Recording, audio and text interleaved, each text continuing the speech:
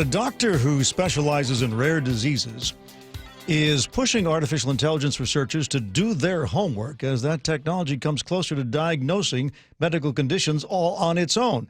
Here's KIRO Newsradio's Sam Campbell, who's been looking into this. Sam? Dave, if you Google AI and medical diagnosis, you'll find article after article like I did. Most I found published in reputable scholarly publications nonetheless, but they all say, that AI's ability to look at, review, and analyze huge sums of data in the blink of an eye is likely going to disrupt the medical industry. Whether that's, AI operating, on its own, I doubt that it will have the agency by that point, or if it's doing the task and assisting, it's still going to disrupt. But there are some doctors and other medical researchers who have some serious concerns over it. I found one February article in the National Library of Medicine saying the development and deployment of AI in medical diagnostics are still in the early stages. And there's several technical, regulatory, and ethical challenges that have to be overcome.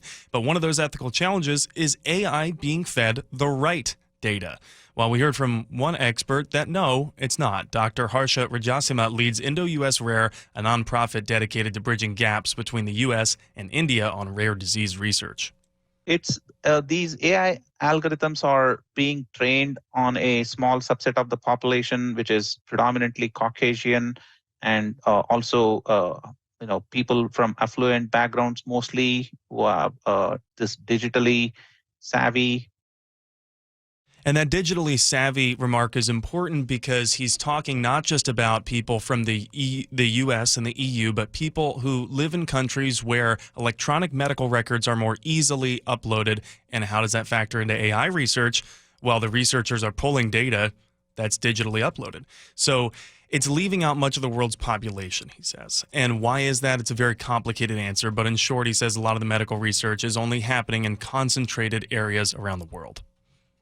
So, but the areas where he'd like it to happen don't have the infrastructure for this kind of research, right?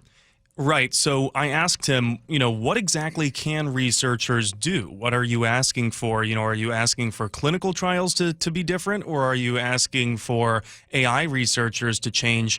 And he says that AI researchers need to slow down and consider what's the best, most comprehensive mix of data to train the AI with so that no one's really left behind. Make sure these databases and test data sets and training data sets are more globally heterogeneous and inclusive of different populations, not just from race and ethnicity, but also from lifestyles, geographies, socioeconomic backgrounds, and other types of diversity.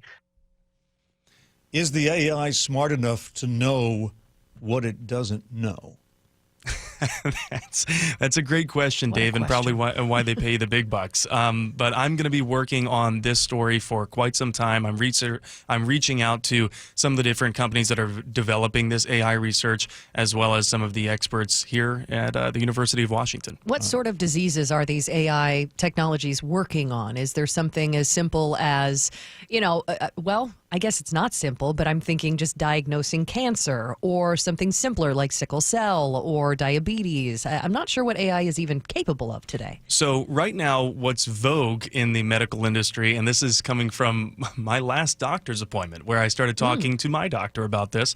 He says what's really vogue in the medical industry is relying on AI and training them to analyze different scans right now, like MRI scans or PET scans and CT scans, specifically for cancer diagnosis. But there are other diseases, like Dr. Rajasima says, that are more common in other parts of the world, like Africa, the Middle East, South Asia, Central America. He gave some examples here. Some diseases such as, say, amino acid deficiencies, sickle cell disease, or blood-related disorders like thalassemia, hemophilia. So these are names that we've heard before, but they're more common in other parts of the world, like he says. And so if you're taking data sets from very narrow areas of the world, you might get an inaccurate picture of what this is like for not just the EU, the US, East Asia, but a global perspective.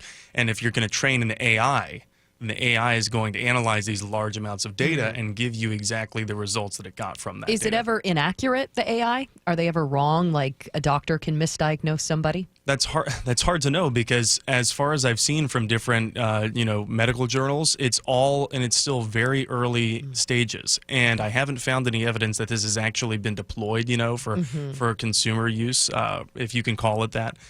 So I don't know. Yeah, Well, we just know the as- margin of error for doctors. It'd be interesting to see if people trust AI algorithms more than they would the human eye.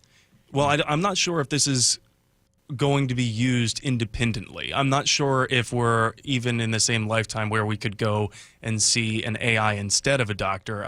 From everything that I've read, it appears that AI will be used as an assistant or a tool that a doctor could use and also then review it. But I'm thinking that just as doctors specialize in certain things, so will AI programs have to specialize in certain, maybe even diagnosing certain populations, because the amount of information is so huge. And you would have to say, well, since this AI was trained on a certain population, you cannot use it to try and diagnose others. All great questions, Dave, and I plan on finding answers of them. Sam Campbell. Thank you, Sam. Thanks.